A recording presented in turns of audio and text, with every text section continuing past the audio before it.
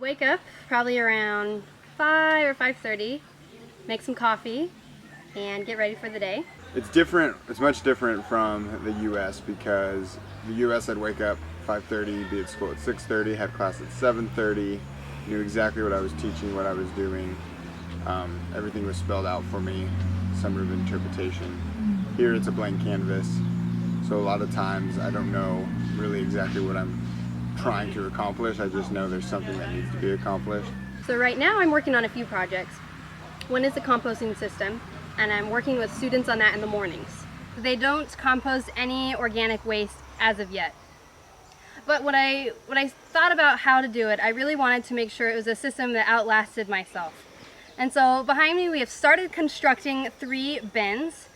So over here we have our green bin where we're going to collect all kinds of green waste that's high in nitrogen. In the middle we have our brown bin where we will collect stuff that's high in carbon. And then our third bin will be for ash and any other organic waste. The hope is that we start to get a system going where the students are bringing all that waste here. And then in front of me we are starting to build a compost pile. And the hope is that we have some really great rich compost that we can use on the vegetable fields and the vegetable garden. From there I usually sit down at the desk and do any paperwork, answer emails, that kind of thing. One of the main projects I'm working on right now is evaluating the instructors here at KEDA. And so I've created a questionnaire and I've sat in on all the classes and done a formal evaluation of them, and then as well as get student input with an evaluation tool as well. So one thing at KEDA, they have a lot of different animal projects, but they're not to their full potential, and that was recognized by students and staff. So because I have a background raising rabbits in the States, they asked to help if I could help out here. One thing I learned is raising animals in 2 different countries is 2 totally different things. So every morning during their morning duties, I work with the students in the rabbit area, show them how to check if the animals are in heat, show them different things to feed. Stuff that they kind of already know, they just need a little more direction on, and just kind of some better ways to make it more efficient. So in the States, we normally feed an alfalfa-based pellet, which that doesn't exist here. So a lot of it is forage grass. The students go out every day into the various fields, and then they will just cut different types of grass that rabbits will eat, or different types of weeds or foodstuffs. We use a lot of foodstuffs from different crops that we're growing at KEDA, and then that's what they primarily get. So the average Ghanaian can afford rabbits because they just feed wild feeds, but here at KEDA we're trying to show them how to do a more commercial and productive level. Okay. So by doing that commercial feed, we'll hopefully reach that goal.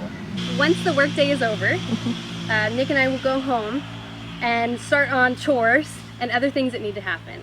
The after hours or after work is a whole nother, what we call the night shift. And so usually we'll probably leave around 3 o'clock. And from there we're working and doing things until about 7.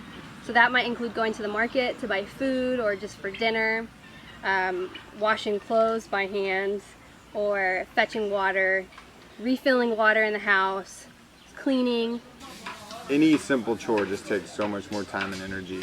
And so we almost have like two jobs. One is our job here, and the other one is just surviving at home and just doing all the chores you have to do in order to have a clean and healthy life. So by the end of the day, by 6:30, you're just beat, just because living is so hard. It's hard work.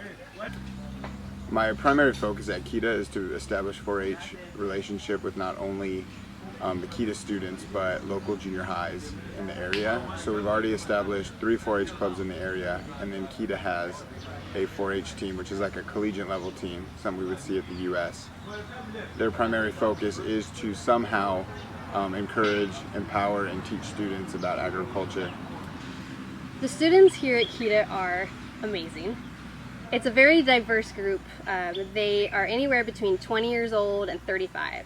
They come from all types of backgrounds, some from foreign countries, and they're really here to learn how to be a good farmer. What's really neat for me is it's, and different at the same time, is that I'm not doing the teaching.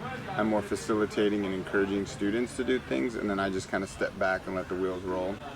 So it's been challenging and rewarding at the same time because I don't have complete control of my lessons, but I get to see success through students teaching. And I think that's what's so great about this school. Their job is to come here, learn skills and information and use that in their own agriculture business when they graduate. And so they're serious. They're serious about their education, and they're serious about learning new things, which I think is really incredible for me, because oftentimes I'm not the one with the knowledge, they are. And so we can really work together to make something cool happen. So I've had a blast working with these students. They're mature, they're funny, and they're incredibly hard workers. And so if you have an idea, or if they have an idea, you can work together and make it happen, and it actually happens. One of the coolest things about AgriCorps is giving us the chance to work with these young people and helping them with whatever they need, collaborating and figuring out a plan. And so it feels really empowering to be a part of change here. And it's really nice to see that in the eyes of the students as well.